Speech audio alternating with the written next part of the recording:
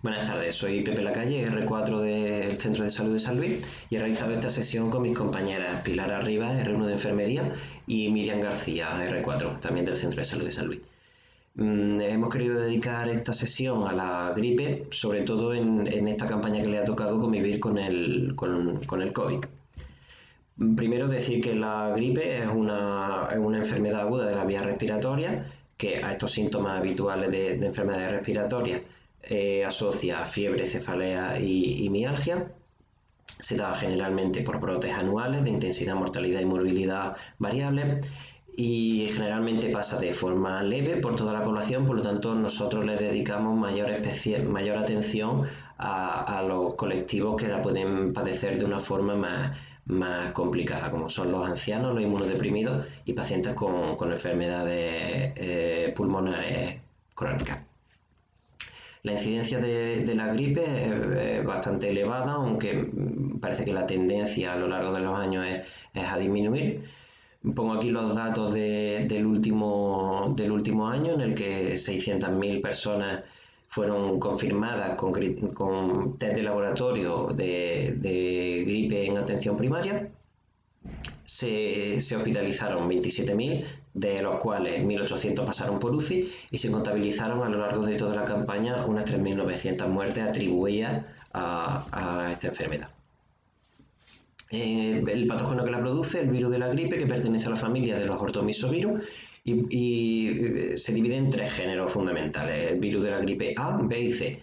En concreto, el de la A se subdivide a su vez según los antígenos de superficie que presenta, los diferentes tipos de hemaglutinina y neuraminidasa, que van cambiando cada año. Si estos cambios de antígenos que se producen son menores, se producen los brotes epidémicos anuales habituales, que se producen habitualmente en invierno y de una intensidad más leve. Y cuando estas variaciones son mayores, lo que se produce es una gripe pandémica, que se puede producir en cualquier momento del año, no únicamente en invierno, y puede afectar en pocos meses a toda la población mundial. Los virus B y C producen por lo general brotes menos graves e incluso infecciones asintomáticas que no son más importantes. El mecanismo de transmisión es como el de habitualmente las enfermedades respiratorias, como ya hemos visto, con el COVID este año, que es el mecanismo aéreo directo, sobre todo por habla, tos, estornudos, básicamente la transmisión por gotitas respiratorias pequeñas.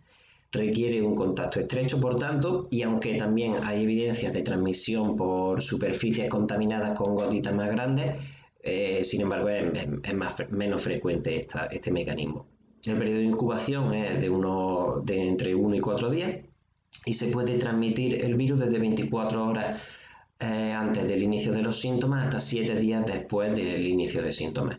Hay que tener en cuenta, igual que con el COVID, que los infectados asintomáticos también pueden transmitir la enfermedad. El diagnóstico de esta enfermedad es básicamente clínico. Nos fijamos básicamente en cómo se presenta la clínica, que es un inicio repentino de estos síntomas generales que hemos dicho, como fiebre, escalofrío, ortomialgia, cefalea, seguido después de unos síntomas respiratorios, como la tos o el dolor faríngeo. No obstante, hay una inmensa variabilidad en la forma de presentación de la gripe. Concretamente nos podemos fijar en los ancianos, en los que la presentación suele ser más atípica y pueden no aparecer fiebre y síntomas como confusión, mareo, hiporexia. Hay que estar más vigilantes con este tipo de síntomas en ancianos durante la época de gripe. La exploración física que obtenemos es similar a la virasis, con una hiperemia faríngea y poquito más, una ocultación limpia. La analítica por lo general no nos ayuda a nada, simplemente vigilar que si hay una leucocitosis podemos pensar en que estamos hablando de que hay una infección bacteriana asociada.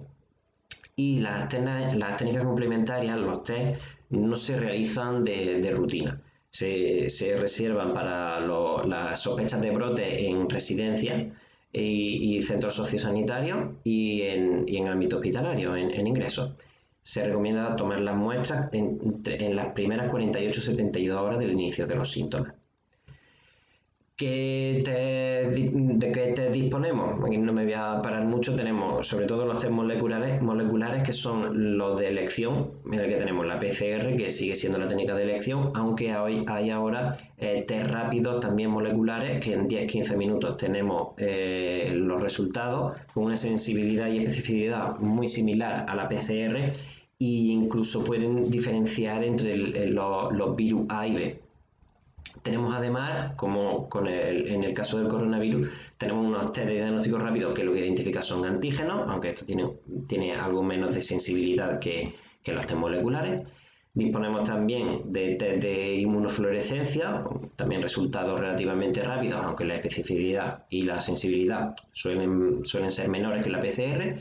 Y por último, el cultivo y serología, que la función es básicamente epidemiológica, no se suele usar como diagnóstico.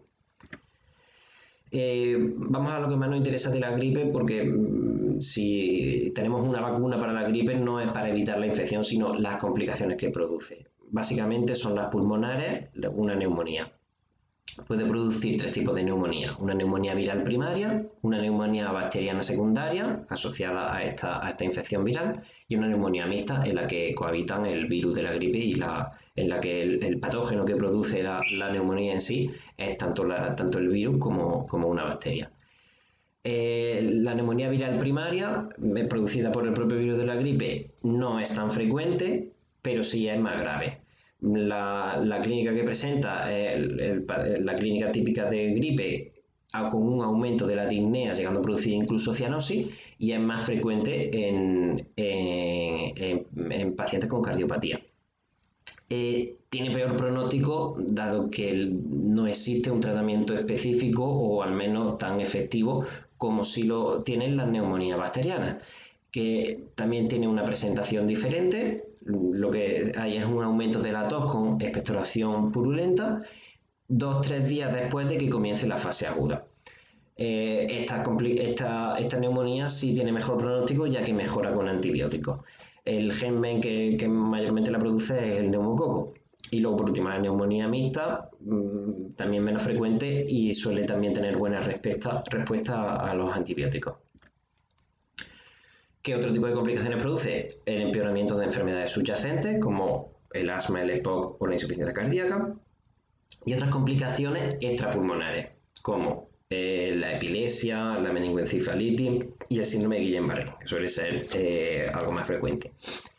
La miositis y radiomiolisis, la exacerbación de las cardiopatías de base. Incluso hay estudios que han detectado que hay un aumento de la incidencia de infarto agudo de miocardio en pacientes infectados con el virus de la gripe. Puede dar también un síndrome del shock tóxico y un síndrome de Reye en niños, fundamentalmente en niños que han sido tratados con aspirina. La población de riesgo, muy parecida a la del COVID, mayor de 65 años, menos de 5 años, y pacientes con enfermedades crónicas, ya sea cardíacas, neurológicas, pulmonares, como el asma o el EPOC, o la diabetes y otras patologías hematológicas hepáticas o renales. En cuanto a las enfermedades cardíacas, tener en cuenta que la hipertensión no se incluye dentro de la patología de riesgo para complicaciones de la gripe. También, además de esta patología, personas obesas, embarazadas, los inmunodeprimidos, ya sea por la quimioterapia, por cáncer o por tratamientos crónicos con corticoides, también son población de riesgo para estas complicaciones. Y un punto muy especial son las residencias de ancianos o residentes en centros sociosanitarios y de tratamiento de pacientes crónicos, donde tenemos que tener mucho cuidado con estas complicaciones. El tratamiento, básicamente, paracetamol y agua, como la mayoría de las virasis. Es un tratamiento básicamente sintomático. No obstante, se disponen de antivirales que se reservan los pacientes en los que hay un mayor riesgo de sufrir complicaciones, en los que se intuye que puede haber un curso progresivo o grave, y en pacientes hospitalizados, pacientes que van a ingresar o que están en el hospital, se les administra el tratamiento. Se